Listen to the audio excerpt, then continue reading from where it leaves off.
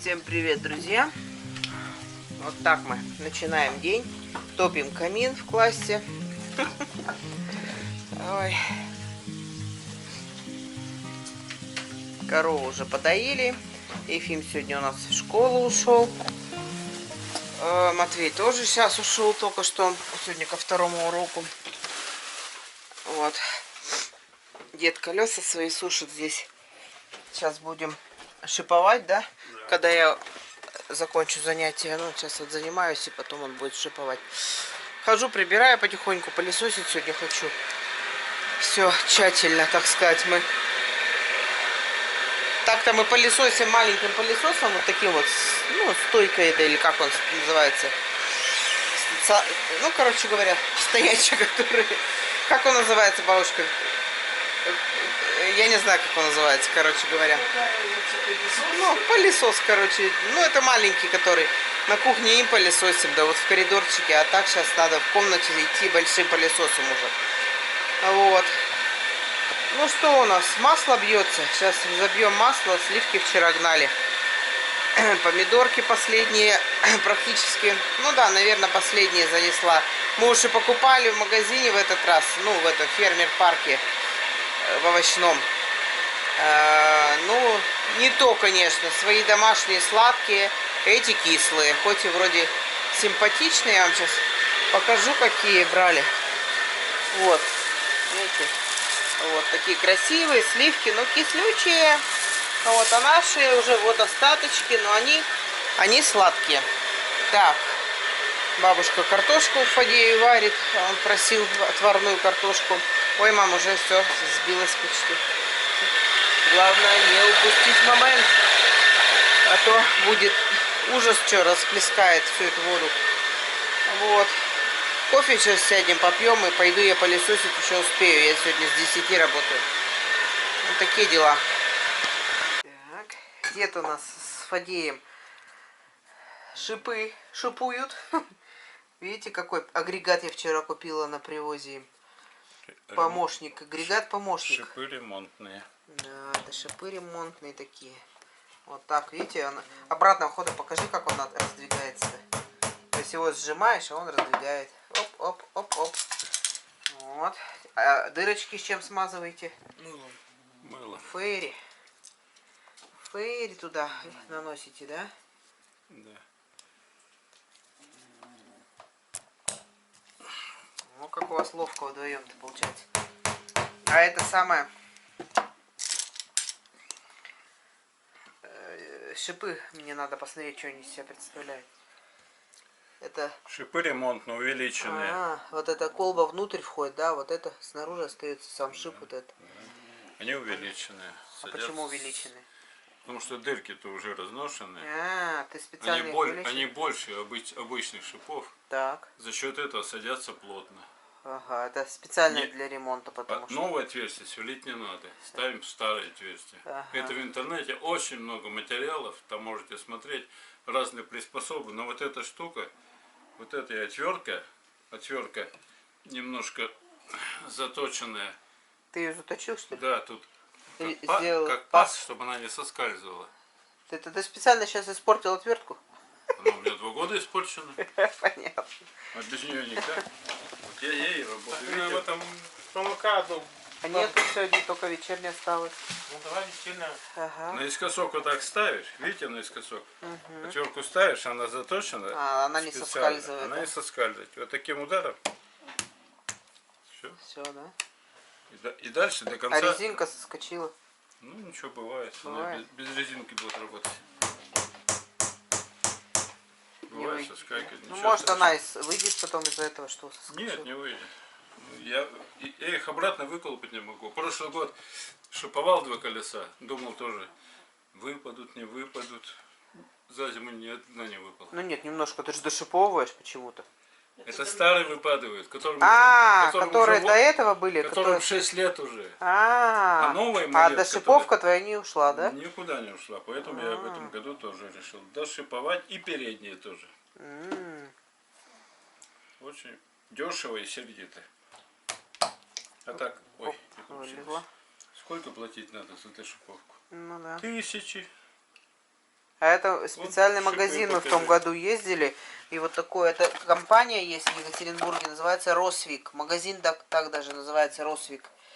Вот, и они вот, у них все для шиповки. Там и инструменты есть, это мы уж, так сказать, домашний Это инструмент самое придумали. примитивное. Там есть Да, а у хорошие. них есть там специально насадки даже для, как он называется, шуруповерт, для шуруповерта, Да. чтобы это все жик-жик с Кстати, это усиками. надежнее. Вот эти круглогубцы, вот, ты их покажи. Ну, мы уже Вот показали. они, видите, они обратного хода, вот так раз, они разжимаются. Очень удобная штука. И стоит это всего 250 рублей. 220. Вот, я увеличу. Ладно, все, бабушка, расскажи нам, что ты готовила к обеду. Сегодня сгущен тушеную картошку. Ага. Вот. Так что сейчас будем Алешу кормить обедом. И я пошла пылесосить. Я уже начала пылесосить половину, ну не половину, там пылесосила, в общем, в коридорах. Самое грязное поубирала. В общем, сейчас буду это самое менять мешок и буду уже дома пылесосить. Накорми сначала, нет? Вот такие, накормлю, сейчас накормлю. Фима, кстати говоря, в школу сходил. Где он, я не знаю.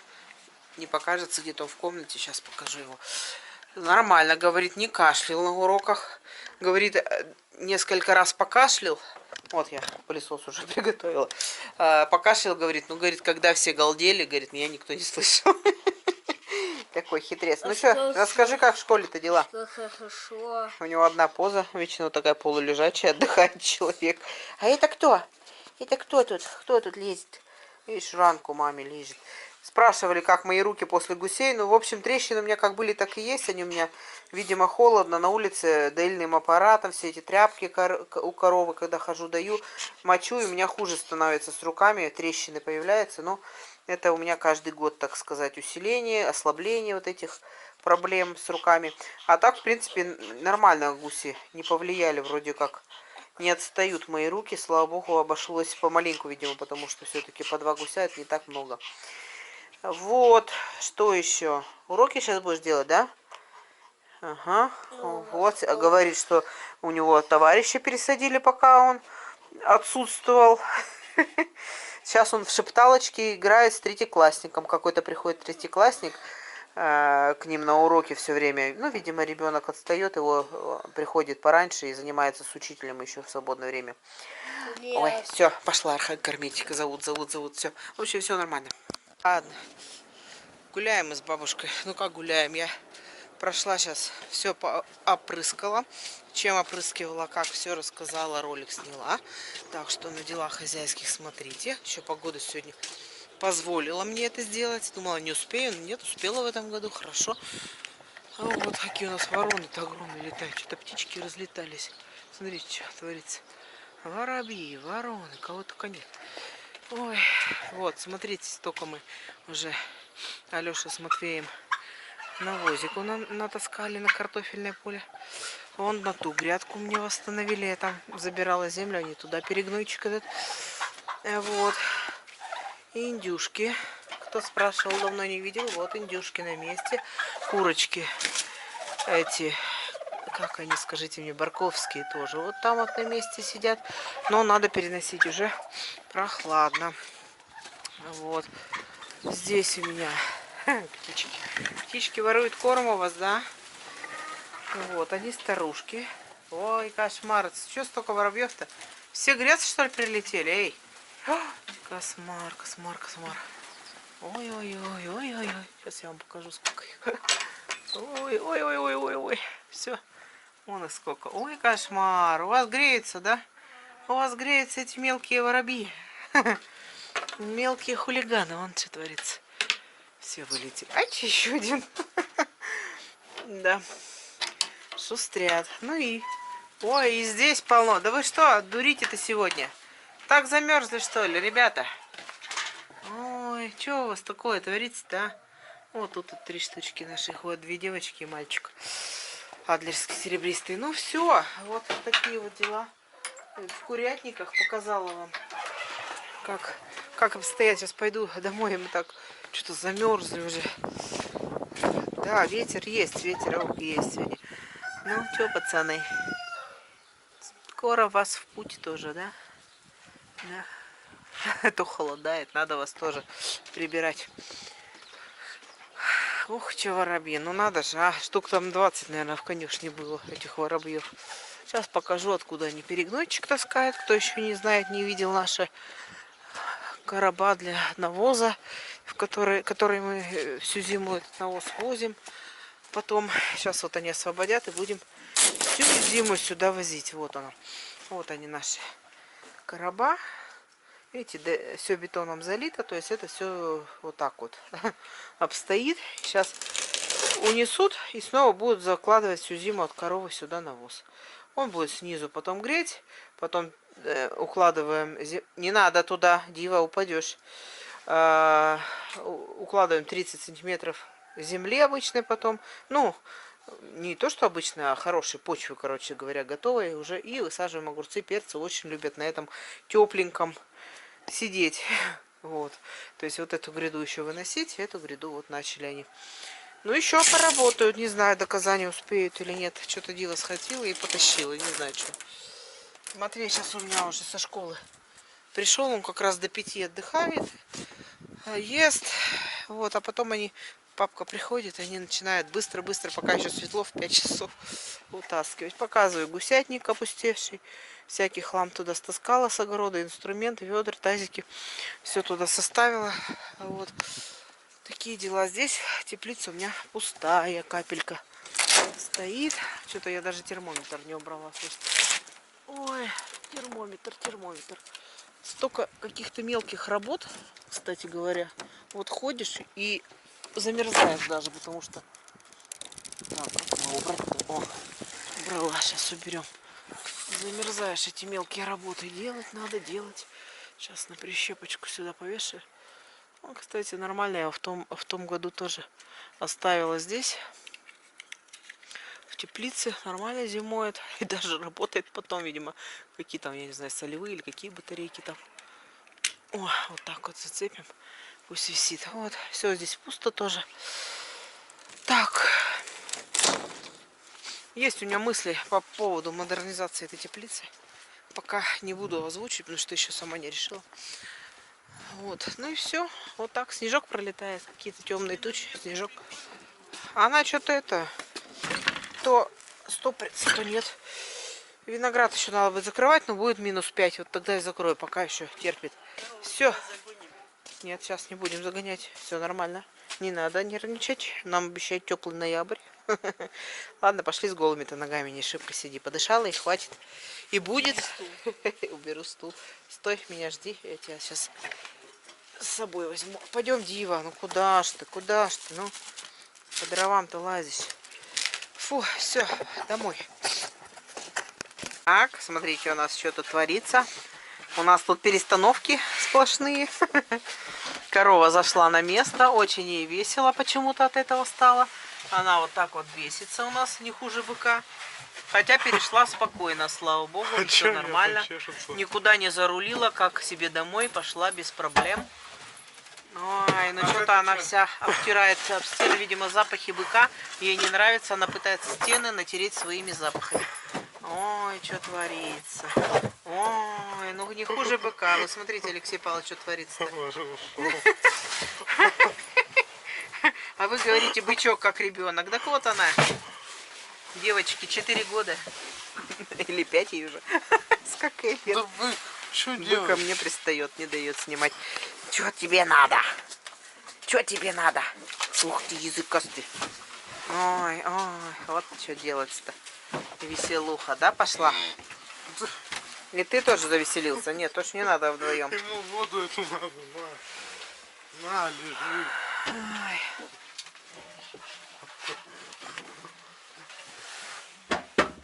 Ну ты и кулема. Че измазалась-то вся?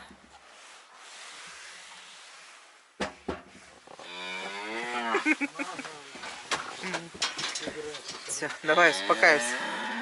Да, мама пришла. Мама пришла, да. Давно с ней не видались. Давно. Да не лежись. Ой, ну ладно. В общем, вот так вот. Переселение произошло. Сейчас Пойду я наконец поужинаю. А то что-то села ужинать. Бабушка говорит, там -4, снег идет, ночью -4 обещают. Простынет корова-то. Да, Он тебя ну, локоть. зубы крепкие. Ну, крепкий, он тебя прокусит, ведь Это ты как думаешь. собаку эту. Вот так вот. Ага, собаку. Этот только не отпустится. Ладно, все, корова есть начала, все, пусть ест. Или она опять балуется? Нет, вроде ест потихоньку.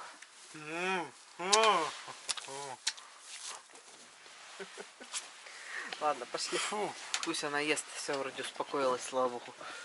Так, ты, надеюсь, не достанешь мне до доильного аппарата? Ну, вкусно, давай сено куси. Я приду скоро к тебе, скоро приду, кулема ты. Надеюсь, голову не просунется, у нее нет вроде. Да, у нас, в общем, конечно, не без приключений. Она сюда зашла, вот в этот предбанник-то, и калитка эта закрылась, представляете? Фима ее, видимо, открывал и не очень надежно ее открыл. И она у нас захлопнулась. И она встала и головой сюда, задницей туда. В общем, кое-как ее развернули. Алеша пролез рукой, открыл эту калитку, она зашла. Ну, вот так. Ладно. Все, ждите, скоро приду к вам. Ждите. Ждите. Ждите, мадам. Ой. Так что вот так. Сейчас у нас здесь будет все вычищаться, прибираться. Ну, это уже завтра. Сегодня уже все. Вечер совсем. Темнеет уже 6 часов. Тоже волнуется, что она не на месте. Заглядывает. Я сейчас приду скоро тебя доить. Не переживай. Не переживай, я скоро приду. Вот мы ее когда купили только, привезли тоже с газели, спустили.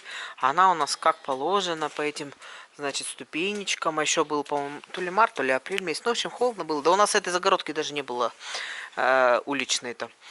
И она, в общем, туда, значит, все без проблем зашла.